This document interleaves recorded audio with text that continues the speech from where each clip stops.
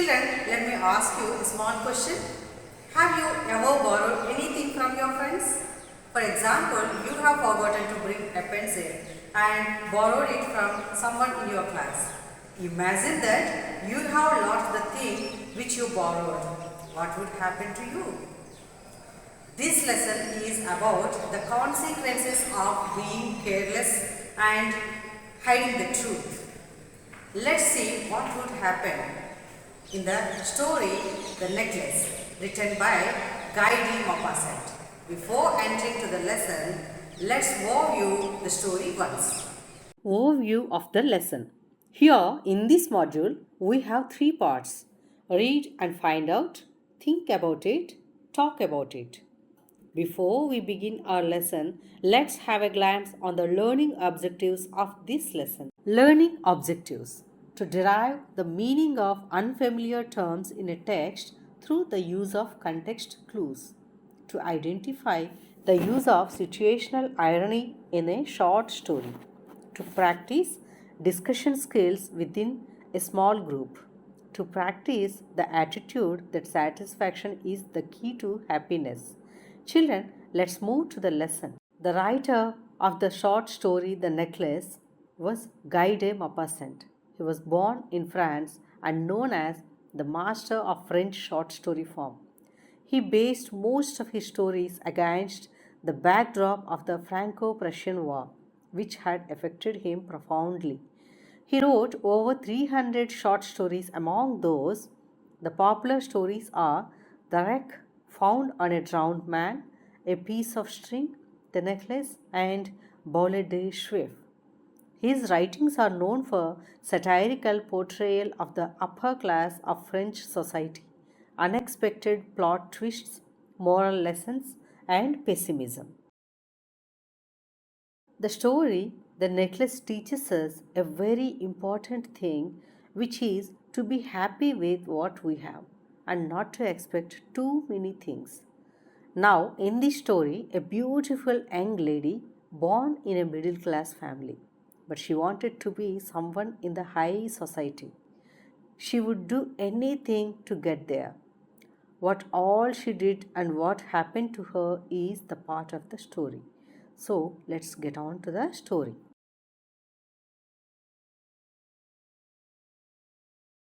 She suffered incessantly. Incessantly means continuous or non-stop. She always suffered thinking about her poverty and wanted to have all beautiful and costly things, luxuries. She was not able to afford all these things, so she was always unhappy. She didn't like the apartment, the shabby walls, and the worn chairs. It didn't look good. Everything was dirty and didn't have a good quality. This also made her very sad.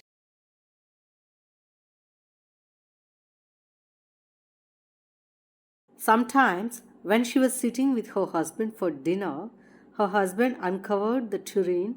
Tureen means a dish. With a delighted air, exclaimed that, "Oh, the good pot pie." Pot pie is also a kind of dish. I know nothing better than that. But she would think of elegant dinners of shining silver vessels. She would feel sad that she had only this pat pie, a normal kind of vessels or lifestyle. She wanted to be served like a rich lady. She thought of the exquisite food served in marvelous dishes.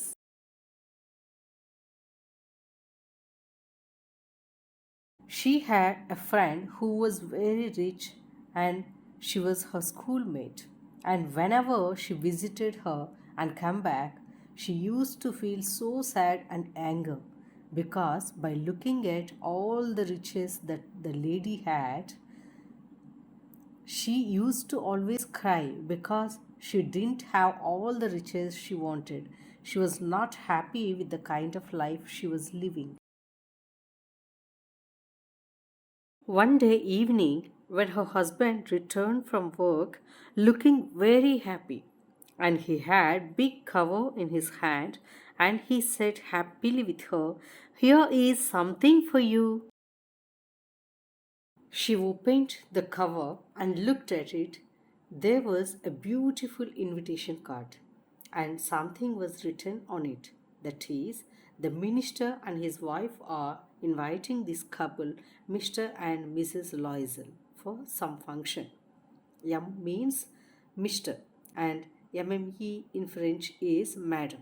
The function was on Monday evening, that is January 18th, at the minister's residence.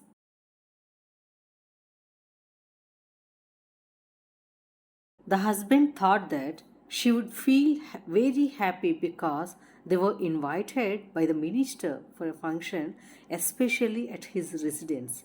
But this lady, instead of being happy, she spitefully threw the card. Spitefully means angrily, and she started murmuring something like, "What should I do with this?" He told her that he thought that she would be happy looking at this invitation, and he was trying to console his wife, telling her, "I didn't take you anywhere. You don't have chance to go out at all. So looking at this, I thought you will be very happy because this is a very fine occasion, especially at the minister's house. Everybody wants to go for such a function, and such kind of invitations are not given to everybody. It's given to only a few people. So you must be happy that I got it, and I'm taking you also with me." And he also told her that you can see all the official people there at the function.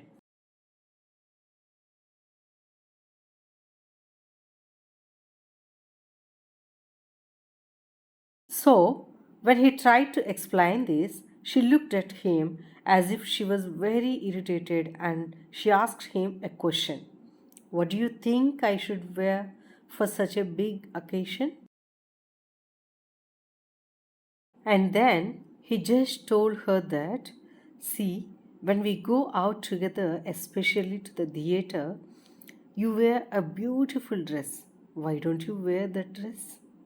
But then, when he told this, he only saw that his wife was still crying. So he was stupefied in dismay. That means he was surprised, and he was very sad to find his wife crying. He tried to console her by telling her that you can wear that beautiful dress, etc. But it didn't work. Stupefied means not able to think properly, because he was seeing his wife behaving in such an unexpected manner. So he tried to console her, and he asked her, "What's the matter? What's the matter?"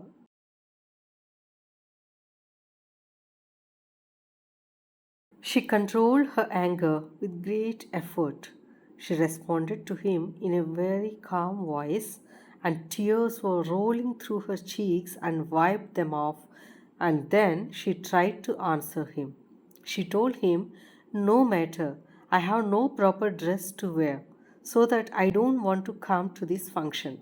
So you can give this card to any of your friend because your friend's wife may have better clothes to wear. So it's better they go than I."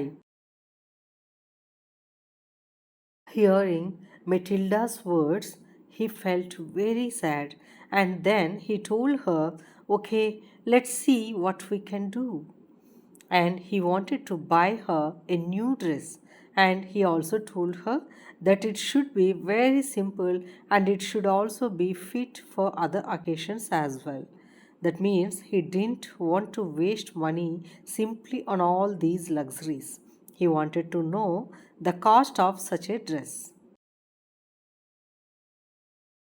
When he asked for the amount, she just thought for some time, and she was also thinking that she must say such an amount that will not make the economical clerk exclaim. Who is the economical clerk? Her husband, because he was very much bothered about spending money. That's why she is calling him an economical clerk. She didn't want him to frighten by looking at a big amount. So she thought that she must tell him some nominal amount. Finally, she said in a hesitating voice, "I don't know how much, but at least you should give me 400 francs. That would be enough."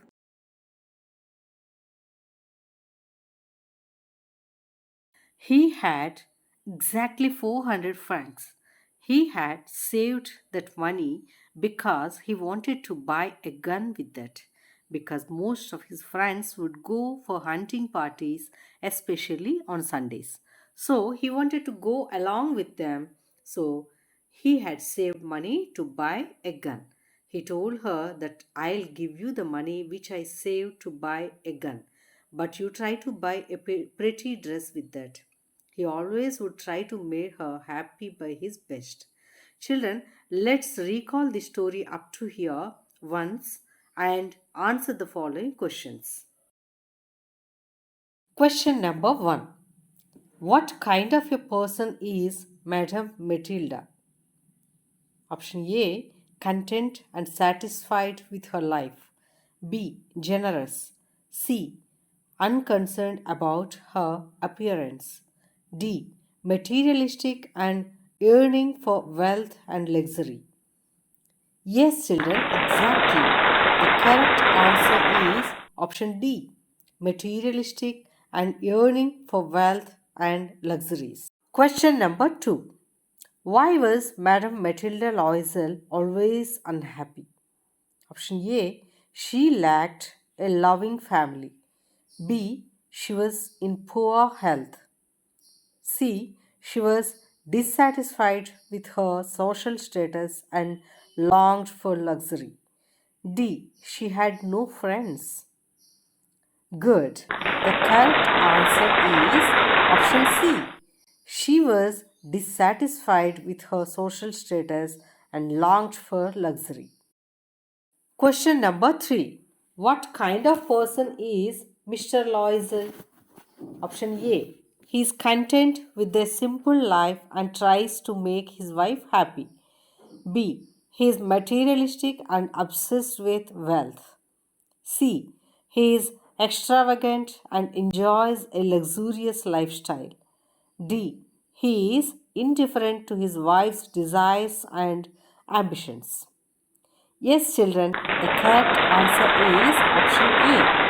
He is content with a simple life and tries to make his wife happy. Let's move on to the next part of the story. The day of the ball approached. Ball means party. But Matilda is not happy and feeling very disturbed. She was not happy even after buying the dress. There was something else running in her mind that made her feel sad and anxious. Nevertheless, her dress was almost ready. One day, he asked Matilda, "What's the matter with you? You are strange for 2 or 3 days." He thought that his wife should be happy for getting a new dress, but she was still looking sad. That's why he asked her what happened to her.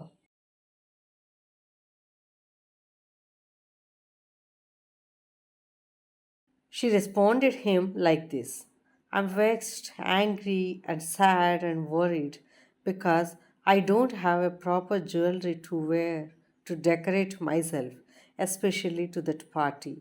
Only if I wear the dress and go, people will think that I'm a poor lady. So I don't want to go to this party. Then her husband gave her a suggestion. Instead of jewels, you better wear some natural flowers that make you look more beautiful and chic. Chic means stylish.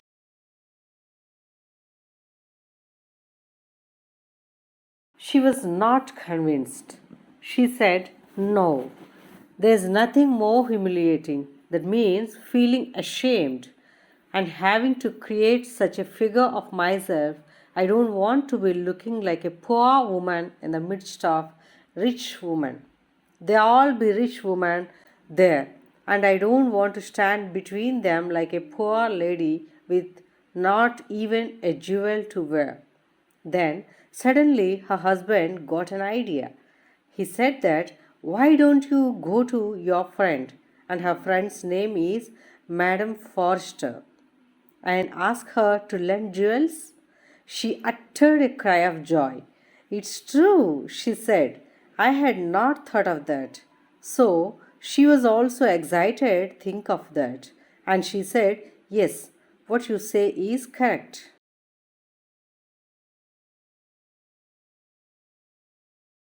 So, next day, she went to Madame Forestier's house and she told her need, that what all she wants, and she relates everything distressed her to her friend.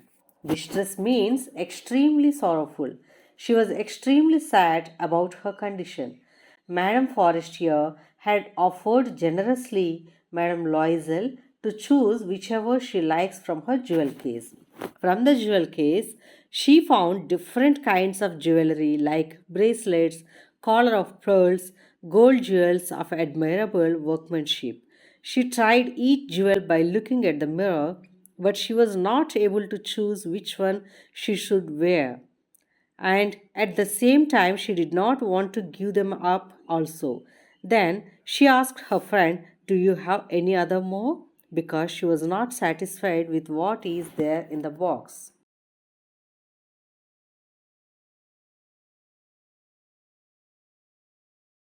"Oh, yeah, I have. Look by yourself. You can take whatever you like. I don't know what will please you." As she was looking through, suddenly she saw a black satin box. In that, there was a superb necklace of diamonds. Her hands were shivering while she took it out. She placed that necklace on her neck and she wanted to see how it looked. And she was ecstatic. Ecstatic means extremely happy. So she wanted that. She fell in love with that made of diamonds. And she asked her friend, "Will you lend me this? Only this." She was happy with that and wanted only that diamond necklace. Her friend said, "Why, yes, certainly."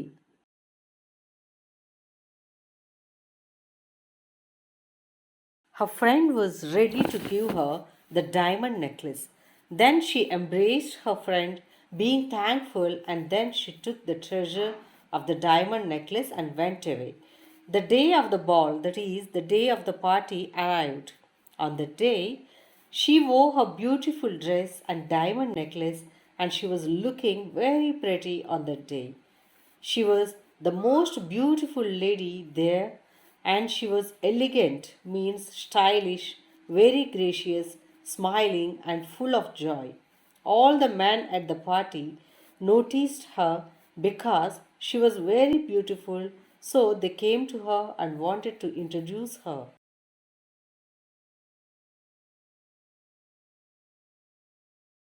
She was intoxicated with pleasure. Intoxicated means so happy and thinking of nothing else because all of them noticed, looked at her beauty, and praised and admired her, so she felt victorious in her heart. The party got over by morning, so she went home at 4 o'clock. Her husband had already been asleep after midnight in one of the salons. Salons here means like a drawing room, along with other gentlemen whose wives were enjoying at the party.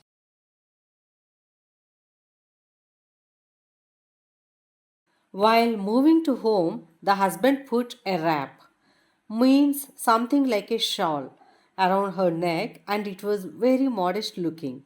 That was in contrast to the rich costume, that ball costume or the party dress.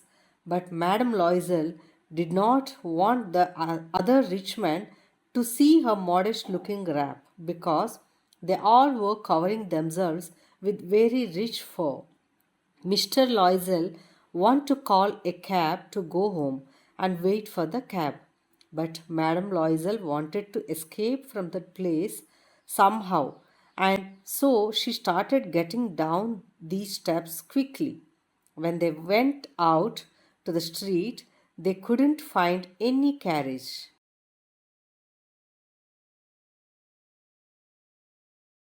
So they had to walk, and it was very cold.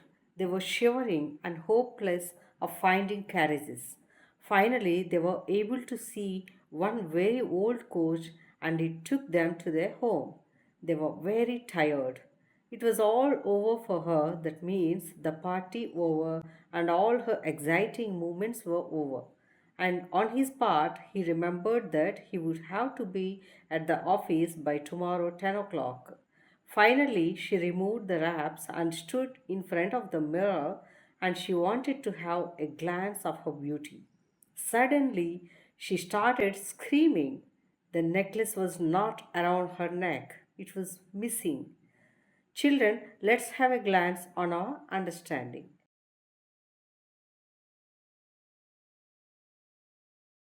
Question number 1. What fresh problem now disturbs Madame Loisel after getting new dress? Option A. She doesn't have a mirror to see herself. B. She doesn't like her new dress. C. She doesn't have any elegant jewelry to wear with her new dress. Yes, children, you are correct. The correct answer is option C. She doesn't have any elegant jewelry to wear with her new dress. Question number 2. How is Madame Loisel's problem solved? Option A. She bought a necklace. B. She borrowed a necklace from her friend. C. She didn't wear any necklace. Exactly, friends. The correct answer is option B. She borrowed a necklace from her friend. Mr. Loisel was already half undressed. That means he's changing his dress. After listening her screaming, asked her what happened. She was pale and said that she lost the necklace from Madame Forestier. Then he said in dismay, "What? How is that? It is not possible to lose such a big necklace." And they searched it in the folds of the dress, cloak, in the pockets, and everywhere, but they couldn't find it. He asked his wife, "Are you sure? Did you have it when we are leaving the party from Minister's house?"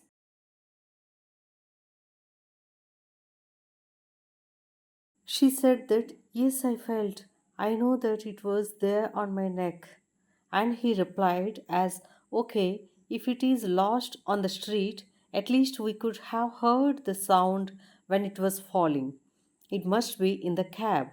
Likewise, they discussed maybe it is there in the cab and asked each other did they had taken the number of that cab or noticed the driver, etc. But the answer is no. So they were so sad and hopeless. Finally, Mr. Loisel got dressed again and he said his wife that he was going to search the path where they had walked for some distance and went out.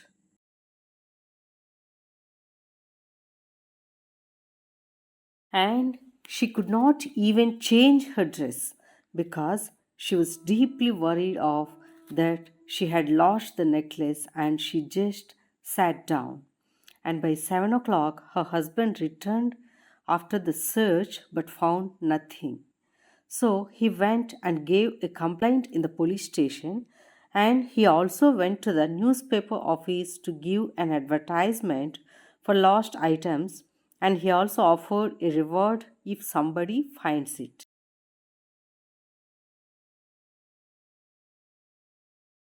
And she was just waiting and was totally confused of losing the necklace.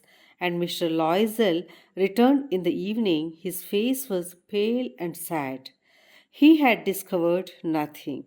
So he told her to write to her friend, that is, Madame Forestier, that she will not be able to return her necklace immediately because the clasp is broken like that. He thought that they will have some time so that they can return the necklace or for searching it or something else. So she wrote as he directed. By the end of the week, they lost hope of finding the necklace, and Mr. Loisel declared that they must replace the jewel to her friend.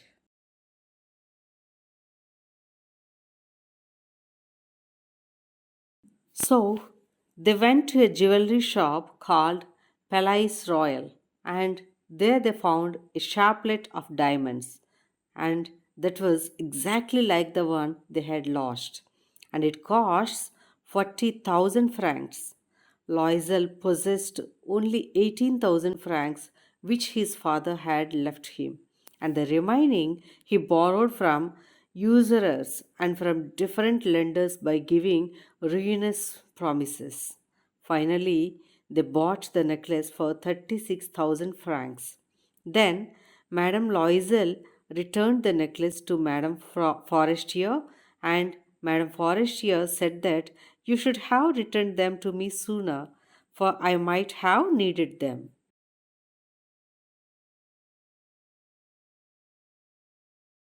Madame Loisel was afraid that her friend might open and check the necklace and will find out that it is not hers. But luckily, Madame Forestier didn't open the box. She just kept it there. If she finds so, how would she take Madame Loisel for a robber like? After returning the necklace, Madame Loisel knew what the real life was and how difficult it was to clear the loss created by her. It was necessary to pay this frightful debt. So she thought that she also must contribute to clear this huge debt. They sent away their maid and they changed lodgings and rented some rooms in an attic, and she was doing all household works.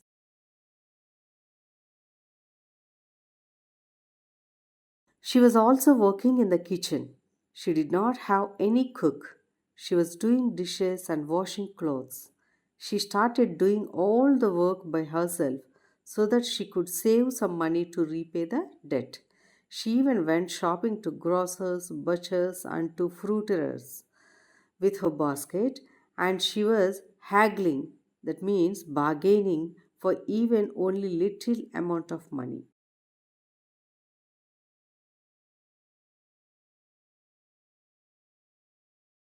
And the husband also was doing some extra work like putting the books at some merchants, copying books for 5 sous a piece.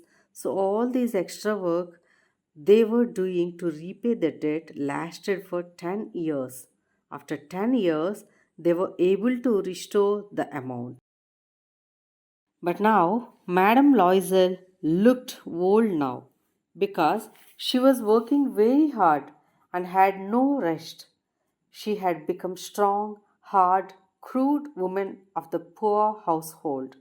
She clothed badly because of working. She spoke in a loud tone like the woman in the street. She didn't have the elegant lifestyle that she had dreamt of. But sometimes in the evenings, she would sit at the window and remember that evening party where she looked adorable.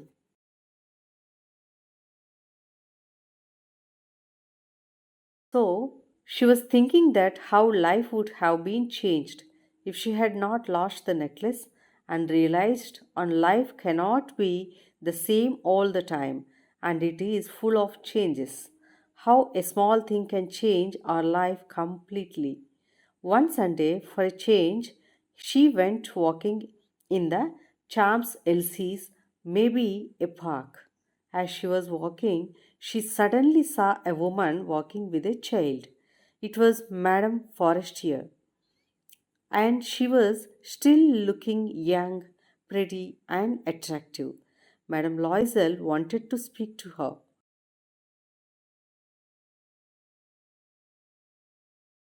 Then Madame Loisel approached her and wished her by her first name, Jenny. Her friend did not recognize her and said, Madam, who are you? You must be mistaken. No, I am Matilda Loisel, she said.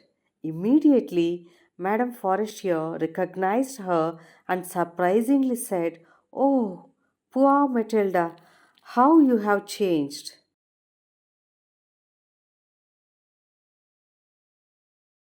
Yes, Matilda said she had some difficult days and it's all because of you. Madame Forestier exclaimed, Because of me? How is that? How can I be responsible for your bad days, dear Matilda? Then Matilda started telling her miserable story, how she lost the borrowed necklace from her, and all. Later, Madame Forestier asked her, "Then how could you return me my necklace if it was lost?" Matilda said to that, "I returned another to you exactly like it."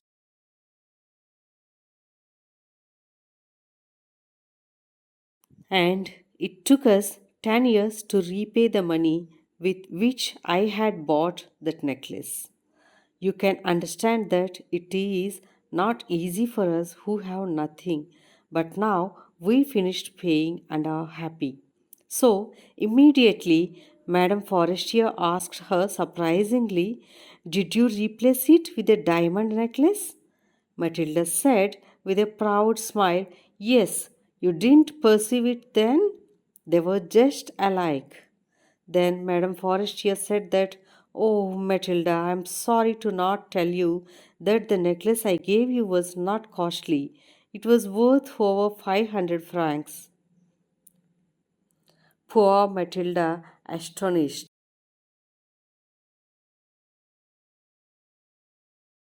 Here, from this story, we can learn that aspiring too much leads us to some danger. Question number 1. What do Mr. and Madame Loisel do next? Option A. They immediately inform their friend about the loss.